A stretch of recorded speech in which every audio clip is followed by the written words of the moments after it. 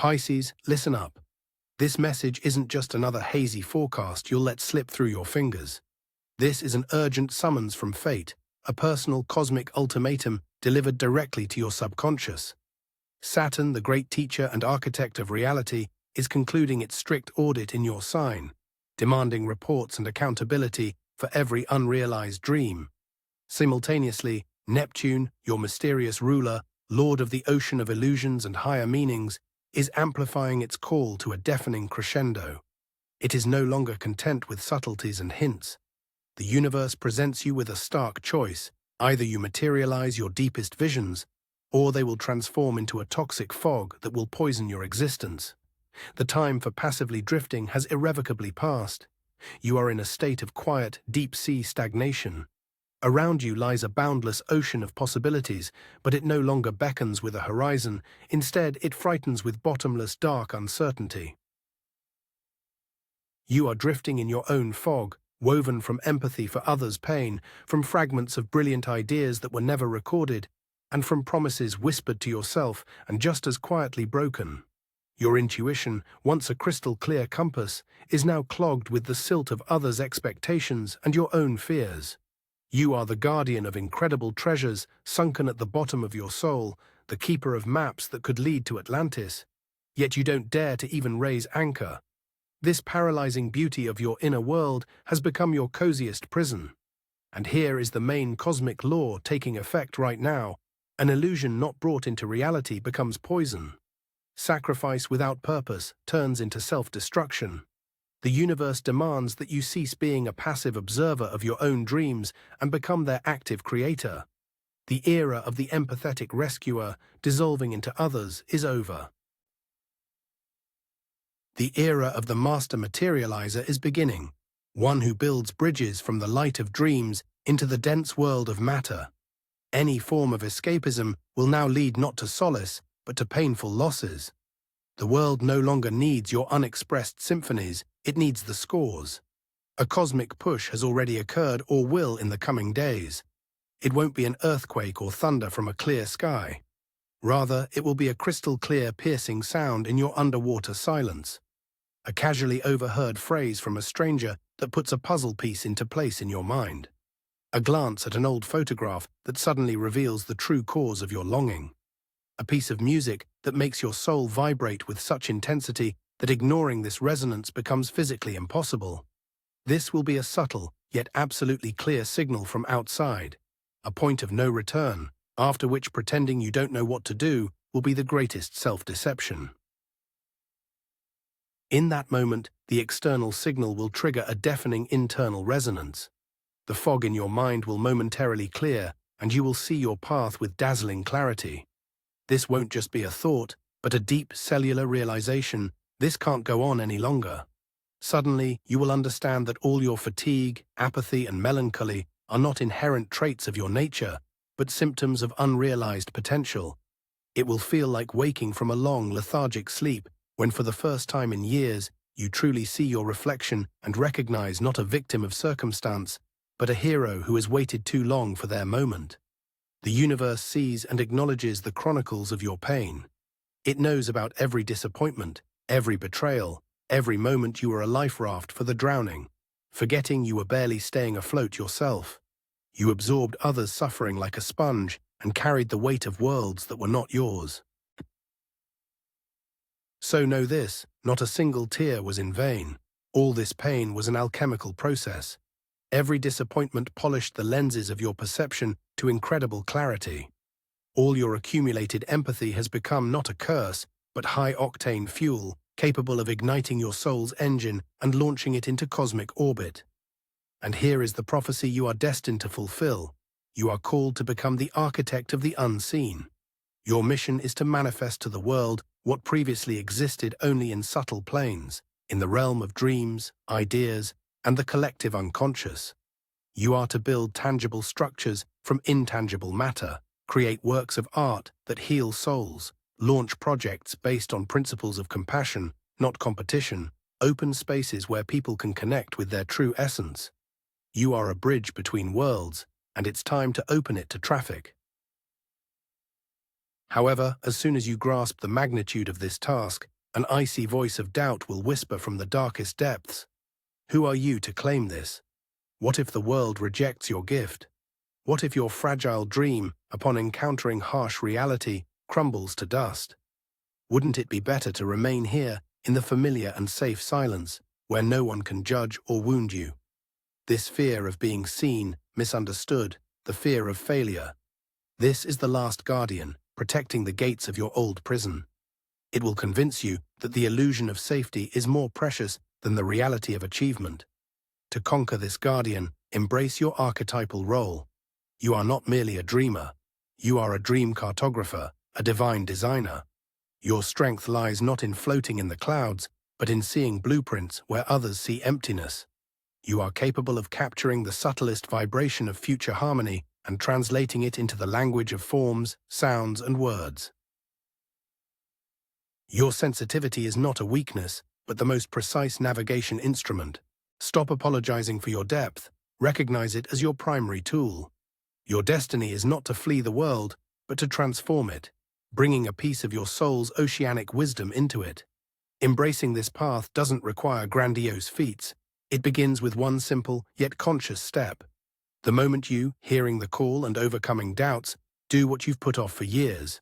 You take up a tool, be it a brush, a pen, clay, a musical instrument, or simply a blank sheet of paper, and make the first irreversible stroke. In that instant, you cease being a passive dreamer and become an active creator. You begin laying that very bridge. The first act of your new reality has just begun. And this first stroke immediately changes the topography of your reality, revealing 3 great trials on the map of destiny, 3 landscapes you must traverse. The first is the mirror reefs of relationships, where you must learn to see your own reflection without dissolving into others. The second is the soul's workshop, the territory of your calling, where the subtlest vibrations of ideas must take on flesh and weight. And the third, the most treacherous, is the flows of abundance, where your ability to receive material blessings in exchange for spiritual gifts is tested. In each of these worlds, its own guardian awaits, its own illusion that must be recognized and overcome. Your journey from the depths to the light begins with the first step onto these reefs. Here, in the shallow waters of new life, you will immediately be surrounded by ghosts of the past. People accustomed to seeing you as a bottomless well of compassion and an unfailing life raft. They will come with old dramas, testing whether you've truly changed the rules. Your task is to apply intuition, not to feel their pain, but to see the energetic tentacles with which they cling to your life force. Your empathy must become a scalpel, severing pathological ties, not a sponge absorbing others' poison. Don't tell them no. Just stop saying yes to your own demise. Having navigated the reefs, you enter the soul's workshop, and here the challenge becomes more complex. Your genius is chaotic and oceanic. It comes in waves, not adhering to schedules or deadlines. But the world of matter demands structure. It demands an answer to the question, when will this be ready? This conflict between your flow state and earthly laws will become your main battleground. Your weakness lies in rejecting form, in the fear that any framework will kill the divine essence. The practical advice here is, don't try to force your ocean into an aquarium. Create a channel for it. Establish the simplest, almost ascetic Saturnian ritual, 1 hour at the same time every day. Not for inspiration, but for service. You simply come to the workshop and wait. You create a sacred vessel of time and space, and sooner or later, the divine will fill it. This is not violence against creativity, but an act of the greatest respect for it. However, the most difficult trial awaits you in the flows of abundance. This is a test of self-worth. You, accustomed to giving yourself without reserve, will confront a deep, irrational shame when it's time to name a price for your gift. The voice of the inner imposter will whisper that the spiritual cannot be sold, that you are betraying your purity. This is the greatest lie, designed to keep you in poverty and powerlessness.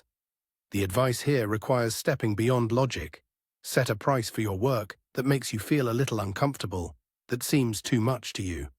This discomfort is a marker that you are expanding your energetic vessel for receiving. Money is not dirty, it's the applause of the universe. its way of saying, keep going. The world needs what you do. It is at this moment, as you battle the three guardians alone, that an unexpected ally will appear. This will be someone who sees the world in the black and white tones of pragmatism, someone who speaks the language of numbers, not metaphors, likely a Virgo or Capricorn. They won't understand the depth of your vision, but will be captivated by the authenticity of your passion.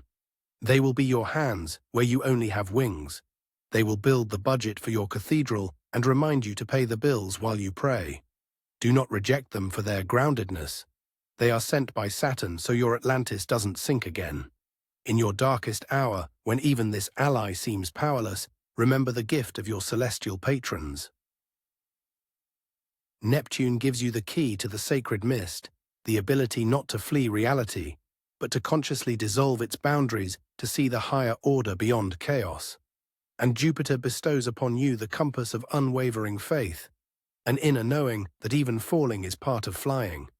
But be vigilant, your shadow is already setting a trap. This is the siren of escapism, who sings a sweet song about how beautiful your vision was while it remained just a dream. She will lure you back into the cozy depths where nothing needs to be proven, where your masterpiece is perfect because it doesn't exist. To succumb to her means choosing the beauty of illusion over imperfect but living reality. And the universe will test your resolve by offering you a false victory. The first success will come astonishingly easily. A client will agree to your uncomfortable price, a critic will write a rave review. You will feel as though you've cracked the code of reality. This will lull your vigilance. You will relax, skip your Saturnian ritual, deciding that the flow will now carry you itself. But this is the calm before the storm. The turning point will arrive on the night of a full moon in Virgo, when the light of truth will mercilessly illuminate all flaws. Your pragmatic ally or a ruthless critic will present you with a fact, a detail, a calculation error that your oceanic gaze simply missed. In that moment, the entire structure of your dream will falter. You will confront irrefutable proof, vision alone is not enough, and then you will have to pay the true price of decision. To save the project, you will need to sacrifice a part of it, the very part that seemed most sacred and inviolable to you. Simplify, adapt, make it more understandable to the world, or sever ties with that ghost of the past who has reappeared and whose rescue is draining your last reserves of strength. Any choice will feel like a betrayal, either of the dream or of yourself. This will plunge you into a crisis of faith. I've sold out, the inner voice will say. I've defiled the gift. Efforts will seem futile. You will lose your bearings, unsure if you still serve the light or have become a craftsman of darkness. The world you wanted to heal will suddenly seem hostile and deaf. And then it arrives. The dark night of the soul. Your ally steps aside, saying, "You're on your own now." Praises fall silent. The external world stops giving any signs.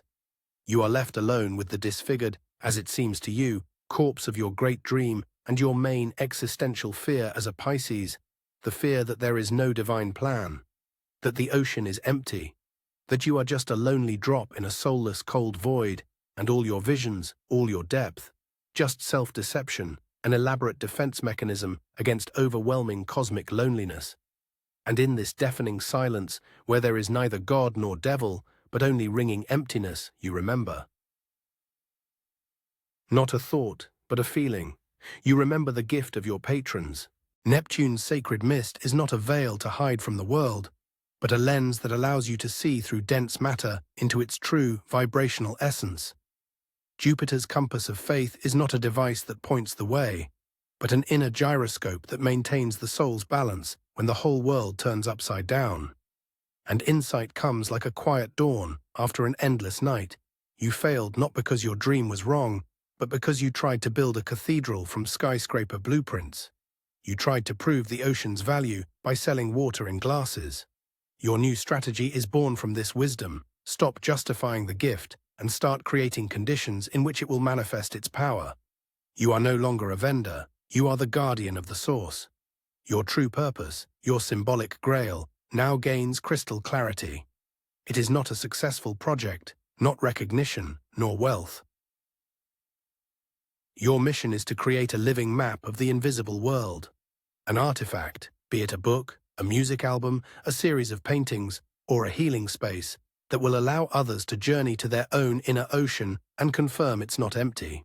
You are hunting not for treasure, but for a key that will unlock the treasure troves in others' souls. And this goal is so immense that your personal fear of failure becomes petty and insignificant. Gathering your strength, you prepare for the final frontier. You are no longer the naive dreamer who began this journey. You look at your mutilated creation and apply all the lessons learned. With the scalpel of empathy, you sever not unviable parts, but your own egoistic attachments to them. With Saturn's discipline, you build a simple yet unbreakable foundation for it, forsaking unnecessary embellishments. With the self-worth born in the flows of abundance, you imbue it with dignity, allowing no one, including yourself, to call it a failure. You look at your pragmatic ally's criticism and for the first time see in it not a judgment, but precise instructions for strengthening the foundation. You are no longer defending the dream, you are serving it. And here it is, the moment of truth, the final choice. The old pattern beckons you one last time, to dissolve, disappear, sink your creation into the saving waters of oblivion, preserving it perfectly in your imagination. No one will understand, whispers the siren of escapism. Keep this secret for yourself, it's too sacred for them. The new, liberating alternative demands unthinkable courage to present your imperfect, wounded but living child to the world, to acknowledge that the divine can speak through cracks and scars. The choice is no longer between success and failure. It is a choice between a beautiful dead illusion and an imperfect yet breathing reality. The climax arrives in silence. This is not a battle with swords, but an act of soul-bearing. You press publish. You open the doors of your workshop. You play the last note, knowing it's not perfect. In that instant, you face your greatest fear, the fear of being seen and judged as an imposter. You allow the world to peer into your ocean, risking that it will see only a muddy puddle. You stake your entire being, all your faith, and for a few endless moments you freeze, awaiting the universe's verdict. And the reward comes not as thunderous applause, but as a quiet, responsive whisper from the world. One person, one review, one soul who writes to you, "I saw it too. I thought I was alone." And in that moment, the last walls of your prison crumble. Proof is received. The ocean is real. You haven't gone mad. Your connection to the unseen is authentic. You gain not fame, but spiritual sovereignty. The right to be who you are, without apology or proof. You receive the right to stand on earth without losing connection to the heavens. Your new reality is a world where you no longer need to choose between service and survival, between the spiritual and the material. Your sensitivity has transformed from a curse into a working tool, your intuition into a navigation system. You no longer flee the world into your dreams, because you've learned to manifest dreams in this world. You live with a sense of deep, calm power, knowing that you are a channel for something greater, and your task is merely to keep this channel clear. You have become that very bridge, across which flows of meaning, healing, and beauty now freely pass. I am a living bridge between dream and reality, and the map you've drawn is just the first known continent in a boundless world you are yet to discover.